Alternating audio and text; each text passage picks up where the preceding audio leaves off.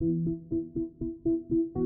everyone, I'm majicDave, and this is the first and hopefully a few videos that sort of go into the more technical side of how I achieve various things while creating this game that I'm making, which is called Sapiens. So the first thing that I thought I would do a video on is fonts, because I've just been creating my new a new font from scratch for the game, and it was actually a really interesting experience, and it only took a few days and was well worthwhile, I thought. And it's not something that perhaps most developers would think to do. It certainly wasn't something that I really thought was a good idea, but I sort of went ahead and did it anyway.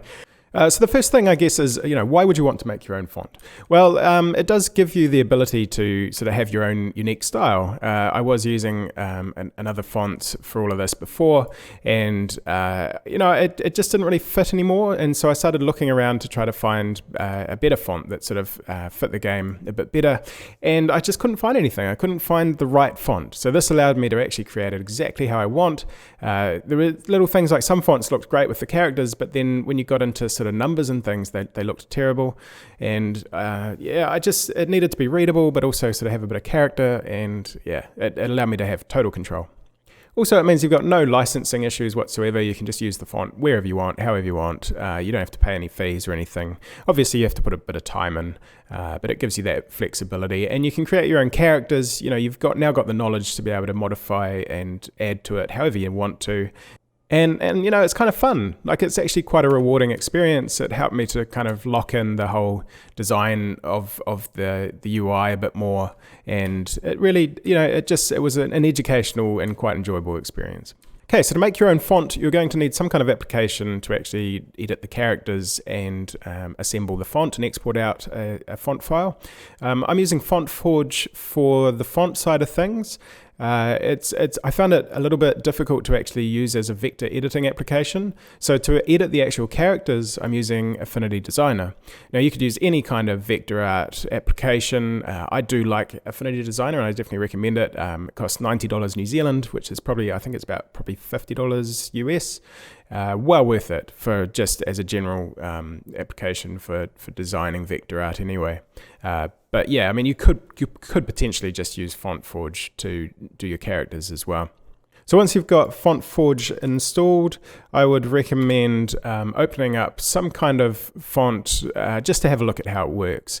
Now, I opened up the original font that I was using in the game, and I was actually kind of surprised at some of the sort of issues that it had. Let me open up one of these characters, say R. Now, the curves are all a bit sort of weird and funny, and if you actually zoom in some areas, you can see things that really perhaps shouldn't be the way they are. So that was actually quite empowering, because I realized that the font that I was using, that's weird, and I think it probably comes from it being automatically created from an analog source or something. But it gave me some kind of more confidence, because I realized I could actually improve on that myself anyway. And so it doesn't have to be perfect. So once you've opened up a font file and sort of had a look around and had a good feel for it, you can see that some of these characters you might not need to even actually do. There's a lot of stuff that you're not going to need in a game. You don't need these sort of accents and things. The font doesn't need to be fully featured in order to be good for your game. If you were trying to make all of this could take weeks, I guess. But yeah, as I said, it took a couple of days for me to make a couple of different fonts for the game, so it needn't be a massive task. So once you had a good poke around, it'd be a good idea to try to export out one of these into, I'm using SVG. Let's just export this out here as R, and then we'll open up Affinity Designer.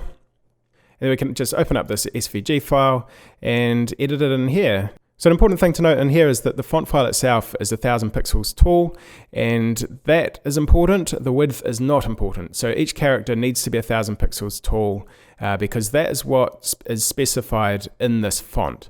Now, when we create our own font, we can specify that height to be whatever we like, and it's not always 1,000. Sometimes, I think quite a few of them will be powers of 2, so it'll be 1,024 or 2,048 high.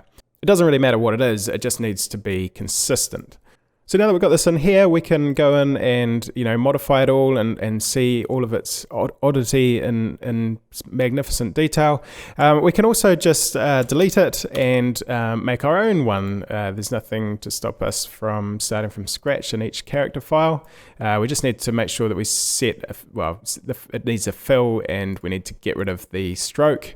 And now we're free to modify it however we like. So let's just we'll just subtract that to give us a bit of an R shape. I'm not an expert at Affinity Designer by any stretch, but yeah, I sort of know enough to be able to get by. I think your success in this is going to be a little bit tied to the style of font that you're after, as well as kind of your general design skill. This is the worst R that you could possibly create, but I'm just doing it for an example. So then we need to export this out as an SVG, and we'll call it R modified. I find that a lot of this just comes like you're exporting these out, importing them in, modifying them a whole lot. So you want to try to keep your naming schemes and directories all pretty clean. So now if we go back to FontForge, we can go back into this R and I just delete all of that and then go File, Import. Oh, so that was Select All. Is that Edit, Select All? Yep, Control A. And then we can import. You need to select SVG down here and then we've got our modified one there. Don't worry about all this. It'll warn you about all sorts of things, but none of them mostly matter. So now we have our crazy little R. We can then go create a new metrics window, which will allow us to sort of see it in context with everything else. Okay, so now that we've had a good poke around in FontForge, it would be a good idea to make a new font file from scratch. So we will just create a new one, and we just want to set up a couple of things to start with. If we go into Element menu, Font Info, we can set a name here. That's all pretty straightforward. Then this here, I'm going to leave this as is. You might want to change this potentially depending. So 800 is saying from the top, how far down is the baseline of your character going to be? So that gives you a descent of 200, totaling 1000. So 200 is how many pixels you can have below for things like the G, G and Y and so on. So you might want to modify these. I've actually used these defaults and found them to be pretty good. So now we just need to create a character that's 1000 high by whatever wide. We could just let's just start with A and go in and even just export this out so we know we've got the right dimensions. So I'll just export this out here and then go into Affinity Designer, open up the A character. So there's nothing in here yet, but we have the right dimensions. We've got something 1000 high. So now we can go ahead and, I don't know, make a triangle. I'll just quickly make something, and that will do. So we just might want to put a guideline here. So if we take that down to 800, there, close enough, then that will just tell us where the baseline was. And I actually got it pretty good there. The height, you probably want it near the top. If you want any characters that might just go a little bit above, then you might not want to mess with that. Let's just make it that size there. Okay, so we'll export that out as an A. And we'll go back into FontForge. We'll double click on this, import again, and we will need to change that to SVG, and this is our character. So in here we can adjust the bounds of the character, line everything up the way that we want. It's all kind of, you can just do it by eye mostly. It doesn't need to be absolutely perfect. You could assign it perfectly up to the edge, but in the end you actually have to do kerning anyway. So what I might do just to show kerning is also create a V. So we'll just rotate this upside down and bring it down here. And I don't know, let's just do what we can here to make a really, really quick, ugly V. There you go. So now we'll export that out again, and this time it's V.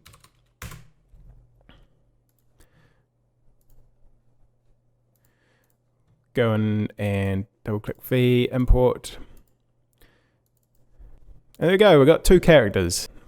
So from here, you basically fill out every character. Don't get too caught up initially on the first few, because it'll take a while for you to get the style right. So just sort of, start quite rough, just get a feel for it, and then go back over them and sort of make them all work together. I probably spent a bit too long on some of my early characters. So now that we've got 2 characters, let's just open up a metrics window. So if I put a few of these together, you can see that we've got a bit of a problem here. There's a massive gap.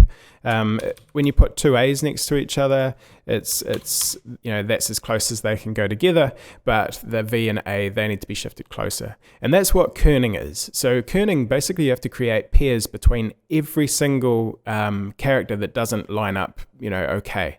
So the way that I handled that was to basically go in and go AA and see that they were right, and then go AB, A and see that they were right, and then go AC, A and see if they were all right, and just shift each and every one.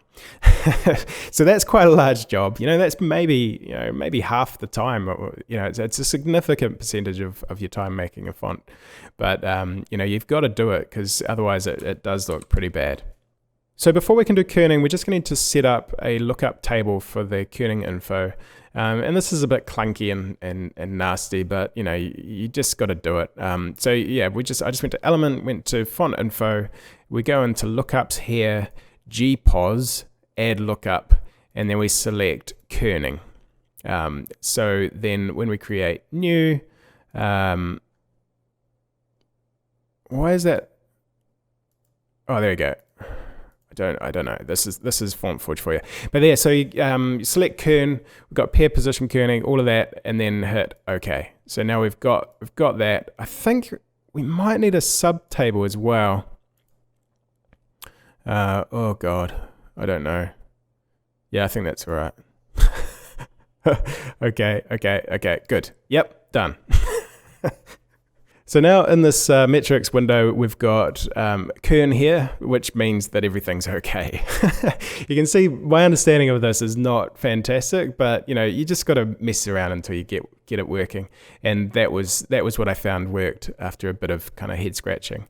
So then this is how we modify the kerning. So we can now drag this across, and you can see down here it now has a minus 395 kern value, and we can do the same here. And yeah, so that's how I did it. I did it by eye. I didn't try and match in the numbers exactly. You can just edit them in here to make them, that's close enough to minus 400, so we can just make them all minus 400.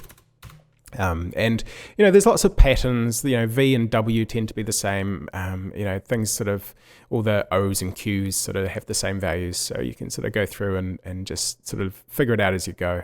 But that's the basics of kerning. And then when you export that out, that kerning info is all kind of saved. So you can, so as long as your rendering is using kerning, which is a total, extra thing that you do have to do if you're making a game, you have to actually support kerning. And I found that I actually wasn't supporting it correctly, which is another thing that doing all of this sort of, taught me. So there are a bunch of other advanced kind of features that you might need to mess with in order to get the font to work. Let's just save this yeah, that's fine. And we will try exporting it and see what happens. So to export, we go generate fonts. One thing that I did find was that I needed to have old style kern selected in here. That was for the kerning information to be exported correctly for the bitmap font that I was using. A lot of this, you can sort of Google it if things aren't working. There's enough people facing these sorts of issues that you can find out how to fix things. You're probably going to hit issues that I haven't. But let's just hit generate, see what happens. It will warn you that size should be not 1000, but perhaps 1024. I don't know, that doesn't seem to have caused me any problems. Yeah, you might want to change that to 1024 before you start.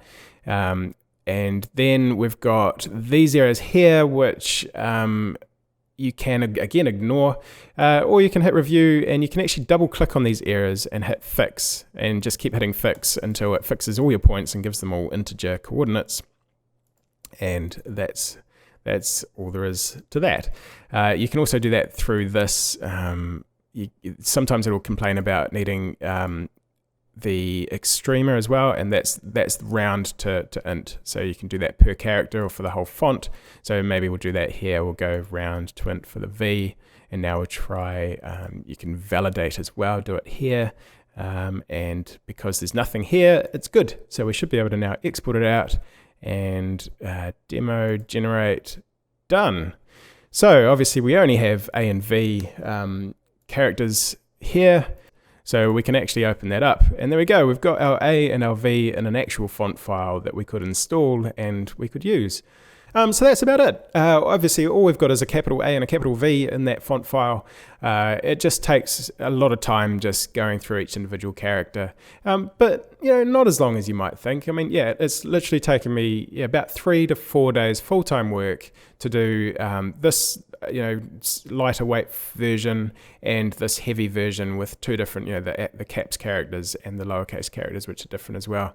So I hope that's been helpful, and please, if you've got any questions or suggestions or anything about this, please just leave a comment. There's obviously ways that you could do this better, and I'm really keen to hear them. I'm sure other people would be too. And yeah, that's what I want this kind of series to be, is just lots of kind of it's me sharing what I've learned, but also there's no best way to do things. Everyone's got their own unique thing, and if I can learn a bit from you guys, that would be great too. Also, if you have any suggestions for videos that you might want to know a bit more about, then please let me know. I'm planning on doing a video on how I've actually rendered these fonts in the game, and also I think probably more things about sort of how I've structured my engine, how I'm using Lua, the scripting language, to do a whole bunch of stuff. And yeah, I've got quite a few ideas, but we'll just see how this goes. If you like it, please, if you want more videos, please subscribe, and yeah, hopefully we'll see you again next time. Cheers.